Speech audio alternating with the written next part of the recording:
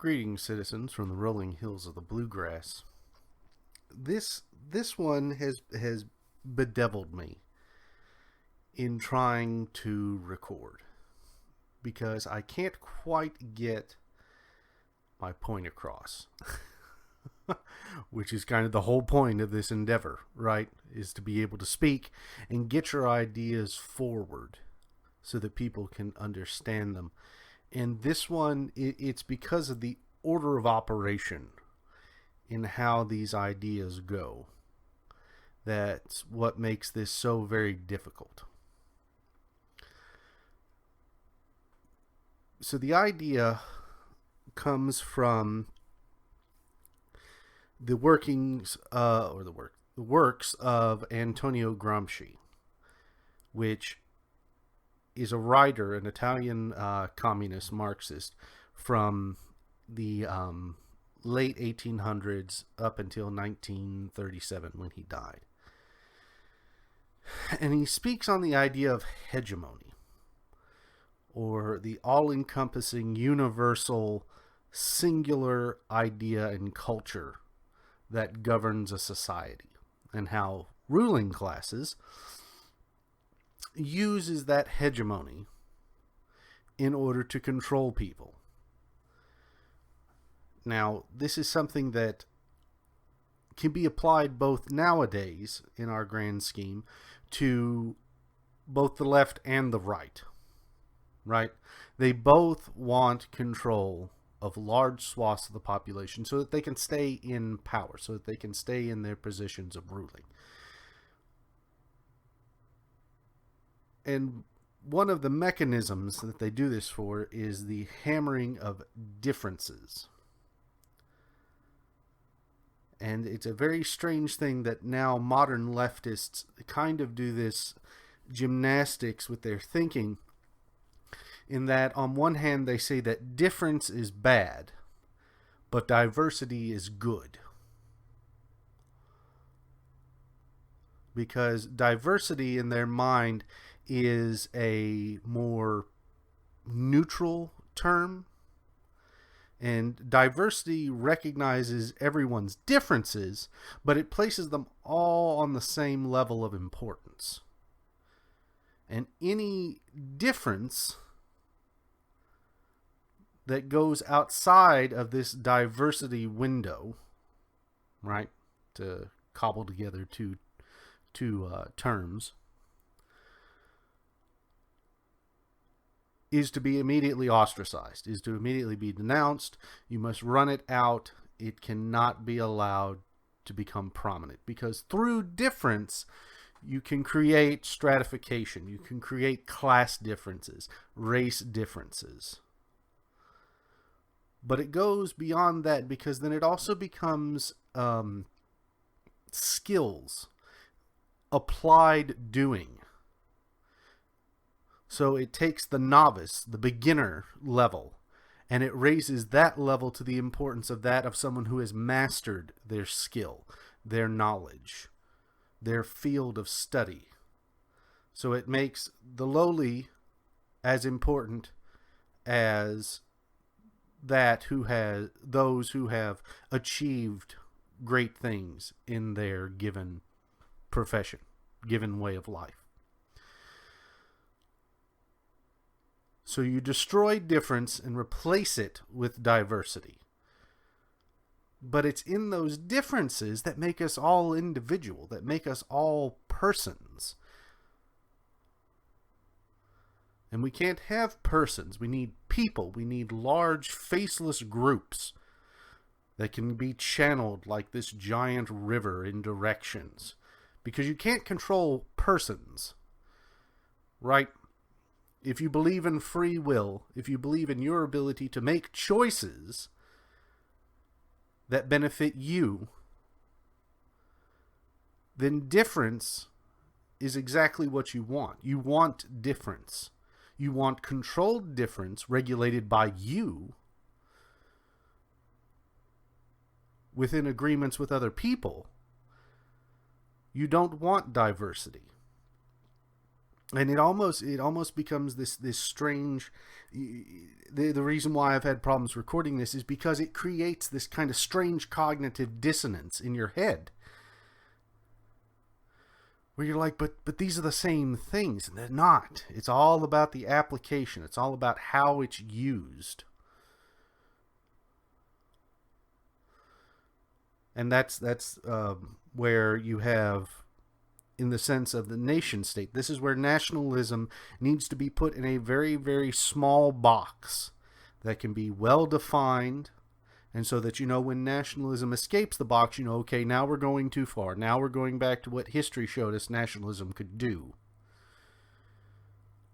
And in some respects, I'm very much a nationalist, but I am a very small box nationalist. I want it to be a very well-defined cultural set of beliefs that has no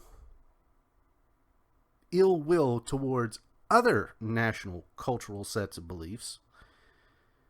But basically, it's like, you do you, and I'm going to do me, and we can trade.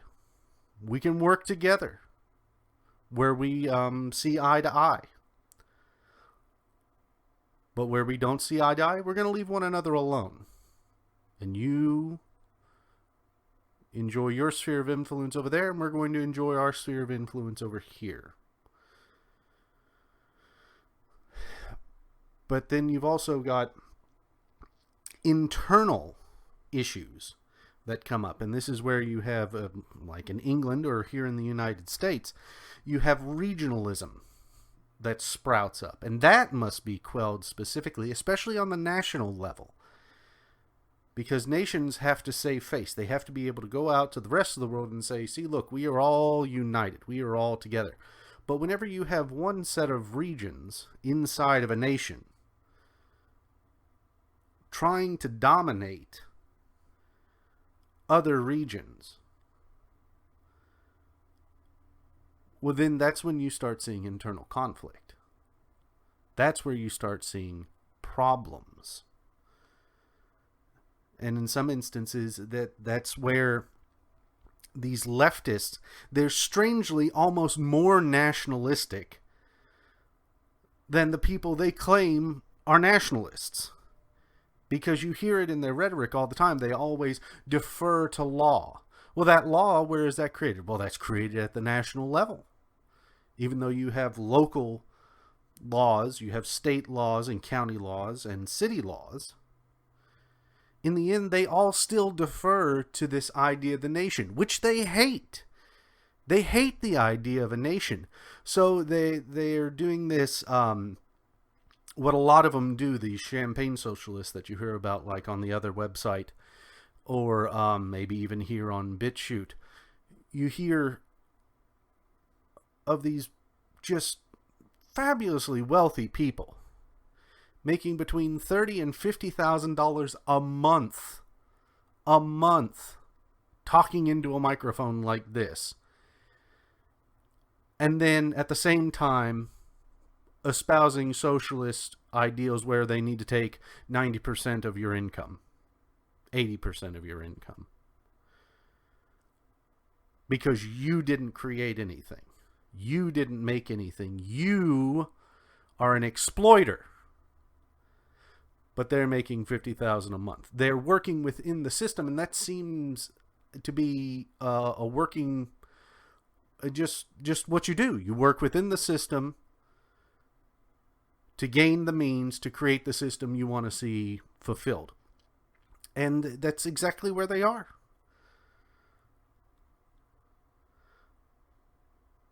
So regionalism at the national level is to be thwarted.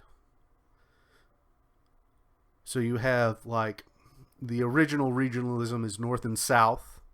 Well, then you throw in the Midwest, the mountain regions, the southeast, the southwest, and what I call the west coast.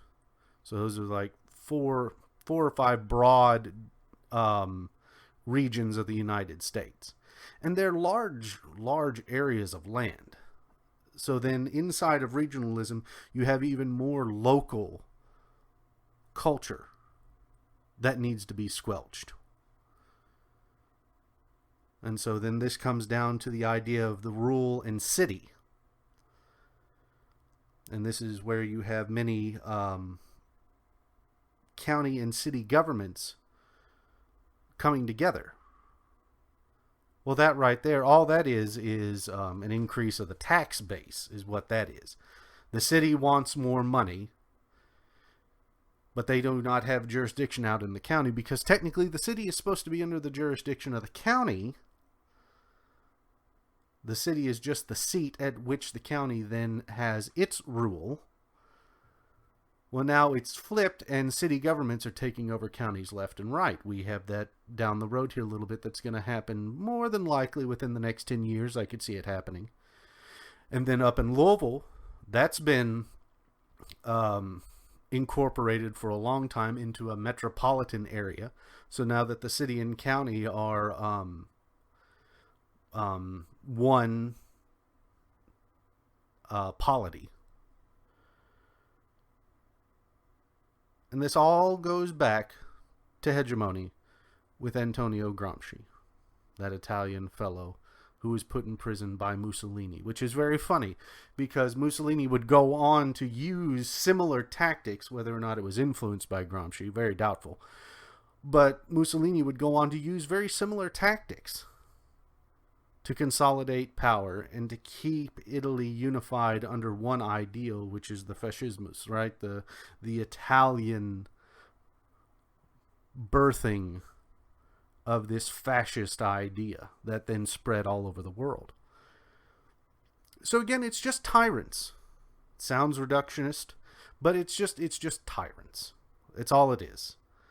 And tyrants breed division, not difference. Difference is something that you and I can actively participate in and accept. Division, right? Divide and conquer, the Napoleon ideal.